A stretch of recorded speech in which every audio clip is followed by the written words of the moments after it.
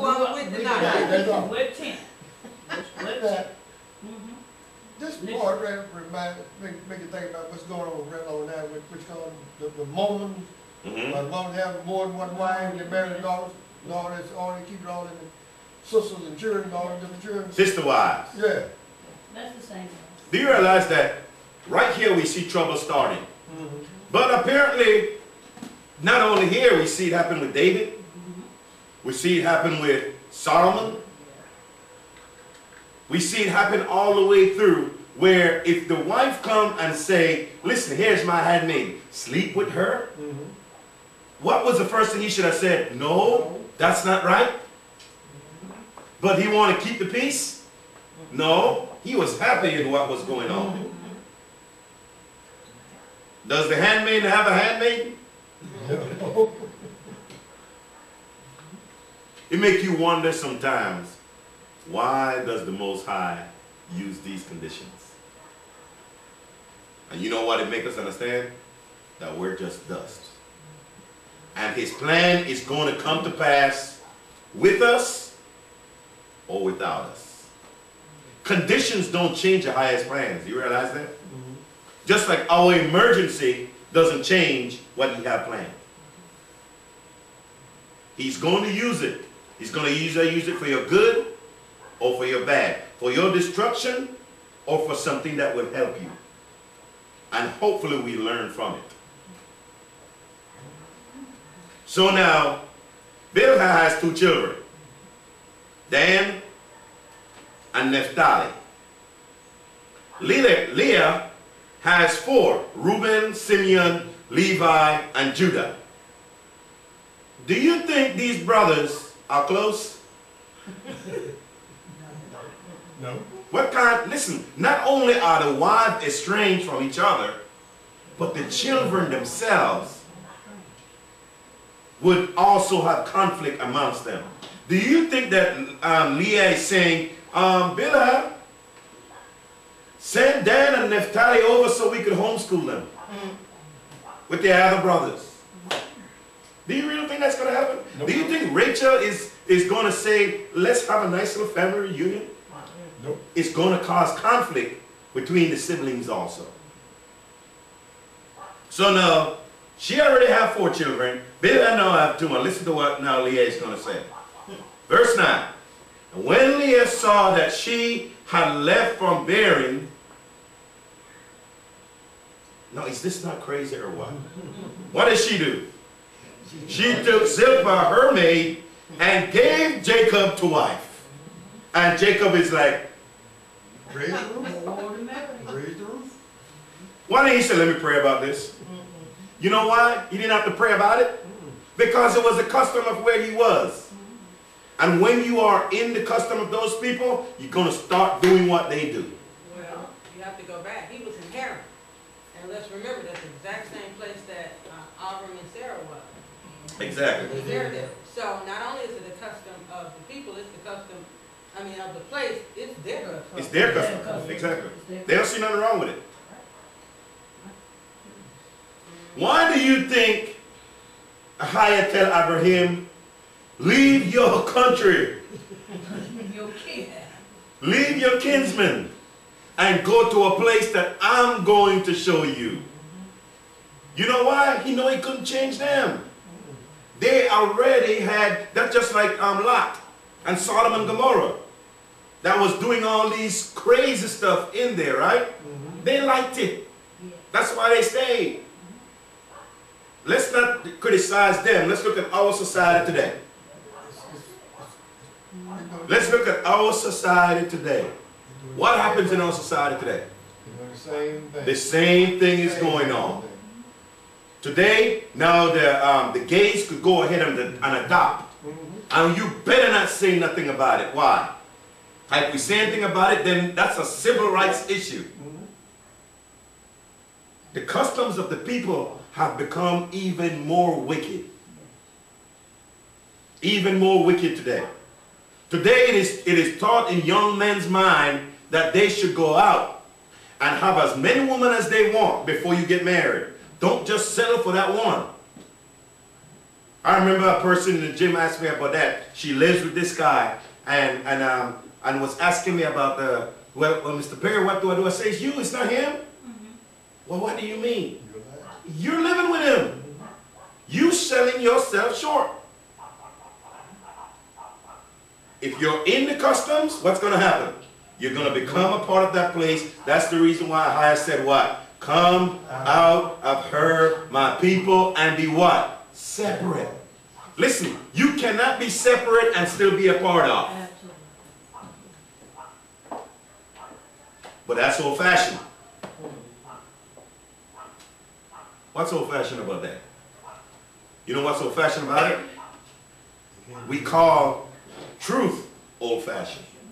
We call being right old-fashioned. You see? And now we want all these freedom. All these freedom. When does a person become grown? At what age are they grown? They start taking care of themselves, got their own place, got a job, they paying their own bills, and they can say, I'm grown. That's grown? They ain't living with mama, they're taking care of their responsibility. But yeah, they're only old. They said the age will be 21, girls 18. No. 18 and 21. How they get younger than If you're 18, you still can't even buy alcohol. The girls always been younger than the boys. Boys, when they be 21 years old, the girls 18. It's been just like because that. girls always will go ahead And and mature mature, fast. and they want to be independent, but they legally can't do anything until they are Until they get 21 years 21. old, you know, primarily. But like I was saying, like in the side like this now, they say the girls is grown at age 18. Because they already read on that 13, they have kids and everything else, so they put them on out. Because they having babies at 13. Yeah. Yeah, but that's a perversion of youth. But I'm not sure if we're talking about they, whoever they are, and if we're talking about scripture. If we're talking about scripturally, this 13-year-old that had the child first had a husband. She was no longer in her father's house. You understand? So it wasn't really the age, it was more the responsibility. If we're talking about females, this young girl was married and then with a child outside of the parents' house. Today, that's not what you have. You have the 13-year-old having the children and bringing them home to mom and daddy's house. And mom and daddy's happy and parade them around. But just because they had a child and does not make them an adult. Exactly. You understand? If they have taken on the responsibility of an adult, that's when they can say, I'm an adult. If you're at home, You are at home. and that's male or female. So those, whoever they is to say 18, need to stipulate that with 18 and working and having an apartment and having home, you know, mode of transportation and providing their own everything.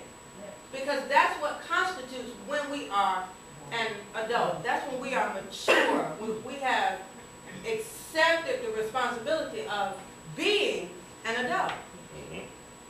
And you know, even in our society, a young adult who is doing those things at the age of 16 can do an emancipation, which means they go through a legal Somebody got to tell them that they're an adult. Yeah, you know, but they file for it, Right. and they have the permission.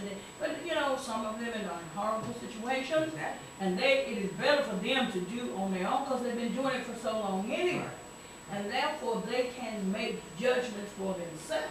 But that is an emancipation action. But in the scriptures, That's not even here. the men, listen, we haven't touched on it quite yet, but do we recognize how old Yaakov was in this situation?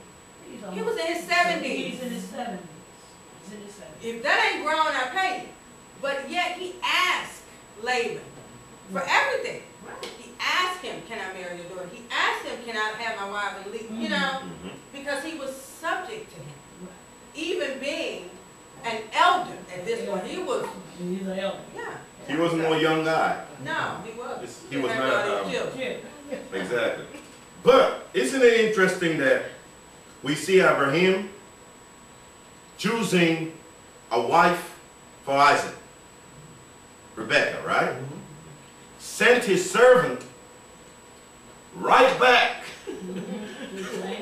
to the same place that Ahiah says, don't bring them with you. But they had nowhere else to send them. Listen. That was their relative. Yes. But if you go back to the relative, if you go back and get a Christian daughter or a Christian cousin for your son, you're going to have the same problem. Exactly. Exact same So problem. then we would need to say, where does that law come from that says, go back to your family and choose someone to marry? Because their family was pagan. Yes. That would be a They were tradition. pagan. Yes. Yes. Yeah. That was not something that Ahiah told them to do. No, it was just. It was a tradition That's what that we they need to did. know. That's a tradition. See, that was a tradition that was given to them. Because I surely would not want to go and find any, in none of the Messianic movements, a daughter for my sons. Okay. Because it's going to cause confusion for my children. Absolutely. They're saying Ahiah, they're saying Yahweh. Or they can't say the name at all. They're saying, well, yes, we could say Jesus, Yeshua, and have Christmas too, and Thanksgiving, and we could also do Hanukkah. You know what kind of confusion it's going to bring? Yeah, we have Thanksgiving and turkey Well, we're in America, so we could do that. and ham and Easter. And the Feast of Trumpets, and every other big feast that come around, they don't want to celebrate. And we're saying, no, the Most High said how many feasts? 3. That's it. Well, honey, where are you going today? It's the Feast of Trumpets. I'm going to work. Yeah. How will the community look at us? Confusion. It'll cause confusion. So now, how do we then solve that thing? First of all, think about this. Abraham sent back to his people, got a wife, Rebekah. The same one that deceived Isaac. Right? But Isaac never sent no one to go find a wife for Jacob. He sent him to Laban To say, get your wife. to say, go and find you a wife. Wives and handmaidens. And at the same time, the one that he loved so much, he never counseled Esau. Esau. He never counseled. He never counseled him and said, no. Listen, first of all, there was no children of Israel at that time for them to go and say, we're going to pick some from the children of Israel. Right. That didn't happen yet. But she went and married the people from the Canaanites. And he was like, that's not good. Esau, why would you go and marry Canaanites' daughters? They are pagans. Go and get a nice pagan from Laban. Right. Same difference. Same difference. Pagan is pagan. Does it really matter if you marry a Jehovah's Witness or a Seventh-day Adventist or a Catholic? It doesn't matter. You know how many people look at the royal wedding and didn't even realize that that was Anglican? You know why? The guy that married him had the big fish hat. The same one that the Pope wear. Yes. Wait, when they came out, the family came out and did the kiss.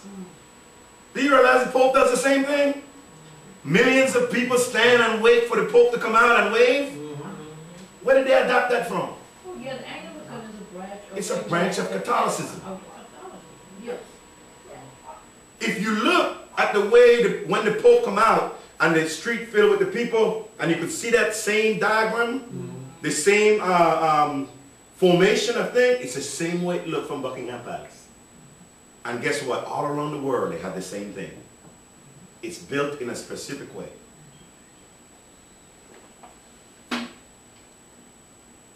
Okay. So now, Leah, with 4 children, becomes jealous again. And she said to her man that she gave Jacob, and Jacob ain't said nothing about this. Verse 10, and Zilpah, Leah's maid, bare Jacob a son. You see now everybody was bearing except Rachel, huh? Is a man and can go to war by age 20. Go to war. Okay. But before that, that person was not even counted in their census below a certain age. Listen, just because you're 20 and you could go to